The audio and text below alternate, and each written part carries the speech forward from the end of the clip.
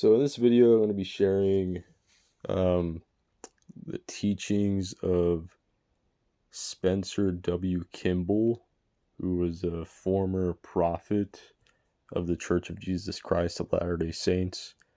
That is the church, that is the faith that I am a part of and that I've grown up in and that I'm still a part of to this day. A lot of people know us as the Mormons. That's kind of a nickname that we've received because of the Book of Mormon. But anyways, just so y'all know for context. But yeah, this is teachings from Spencer W. Kimball on the law of chastity. So it has a lot to do with nofap. So it says, love is wholesome and selfless, but lust is corrupt and selfish. The young man is untrue to his manhood, who promises popularity, good times, security, fun, and even love, when all he can give is passion and its diabolical fruits. Guilt complexes, disgust, hatred, abhorrence, eventual loathing, and possible pregnancy without legitimacy and honor. He pleads his case in love, and all he gives is lust. Likewise, the young lady sells herself cheap. The result is damage to life and canker to the soul. And still these young people talk of love. What a corruption of the most beautiful term. The fruit is bitter because the tree is corrupt. Their lips say, I love you. Their bodies say, I want you. Love is kind and wholesome. To love is to give, not to take. To love is to serve, not to exploit. What is love? Many people think of it as mere physical attraction, and they casually speak of falling in love and love at first sight. One might become immediately attracted to another individual, but love is far more than physical attraction. It is deep, inclusive, and comprehensive. Physical attraction is only one of the many elements.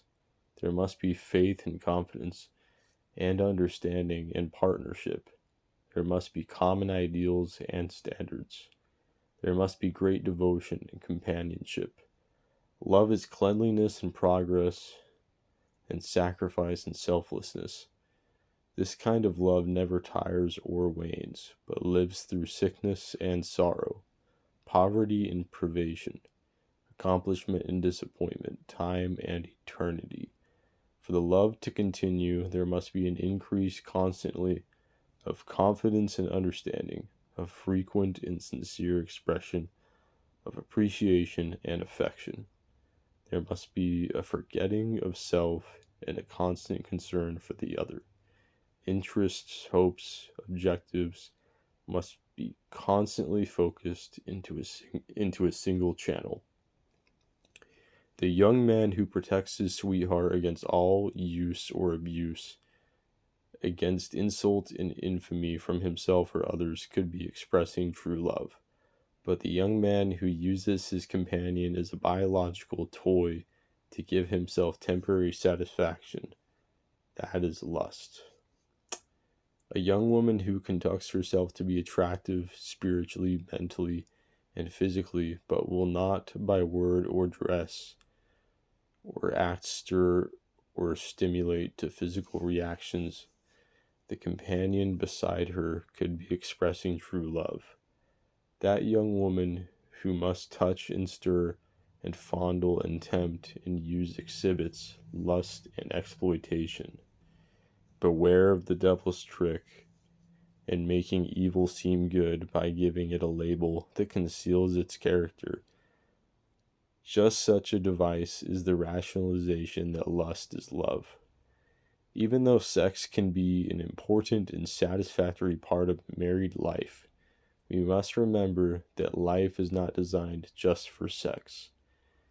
The union of the sexes, husband and wife, and only husband and wife, was for the principal purpose of bringing children into the world. Sexual experiences never were intended by the Lord to be a mere plaything or merely to satisfy passions and lusts. We know of no directive from the Lord that proper sexual experience between husbands and wives need to be limited totally to the procreation of children, but we find much evidence from Adam until now that no provision was ever made by the Lord for indiscriminate sex. We must shun pornography and other forms of immorality. We are the spiritual children of God, and we are His supreme creation. In each of us, there is the potentiality to become a God. Pure, holy, true, influential, powerful, independent of earthly forces. We learn from the scriptures that we each have eternal existence, that we were in the beginning with God. See Abraham 3:22. That understanding gives to us a unique sense of man's dignity. But there are false teachers everywhere using speech and pornographic literature, magazines, radio, TV, street talk, spreading damnable heresies which break down moral standards into this to gratify the lust of the flesh. We abhor pornography that seems to be flooding the land. Legislation makes an effort to curb it, but the best way to stop it is to have men and women with their families build barriers against it. We ask you, do you good people of your community want this ugly vice to corrupt your families and your neighbors? When we see the depravity of numerous people of our own society in their determination to force people vulgar presentations, filthy communications, unnatural practices, we wonder, has Satan reached forth his wicked, evil hand to pull into his forces the people of this earth? Do we not have enough good people left to stamp out the evil which threatens our world? Why do we continue to compromise with evil, and why do we continue to tolerate sin? We hope that our parents and leaders will not tolerate pornography. It is really garbage, but today is peddled as normal and satisfactory food. There is a link between pornography and the low sexual drives and perversions. Sins spawned by pornography unfortunately perpetuate other serious transgressions, including abortion. It is ridiculous to imply that pornography has no effect. There is a definite relationship to crime, murder, robbery, rape, prostitution, and commercialized vice are fed on this immorality. Sex crimes statistics seems to reflect a relationship between crime and pornography. It is utterly without redeeming social value. We urge our families to protect their children in every way possible. We live in a permissive world, but we must make certain we do not become a part of that permissive world, that degenerate world. Members of the church everywhere are urged not only to resist the widespread plague of pornography, but as citizens to become actively and relentlessly engaged in the fight against this insidious enemy of humanity around the world. Teach your children to avoid smut as the plague it is. As citizens, join in the fight against obscenity in your communities.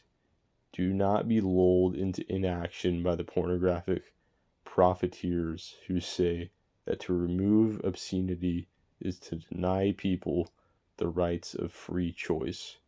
Do not let them masquerade licentiousness as liberty.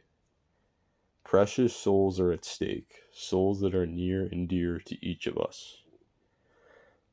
Parents and leaders should safeguard children and youth against immoral influences.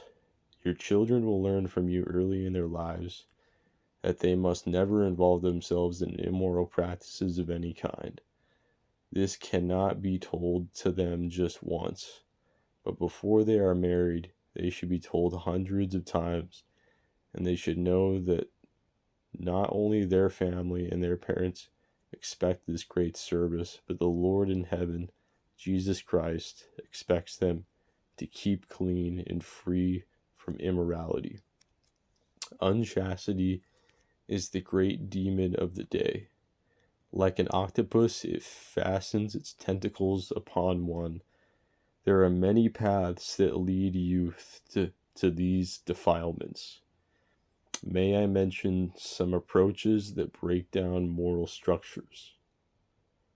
Some become casual in their church activity and estrange themselves from refining and protective influences of the church. The gospel seems to take second place to their personal interests.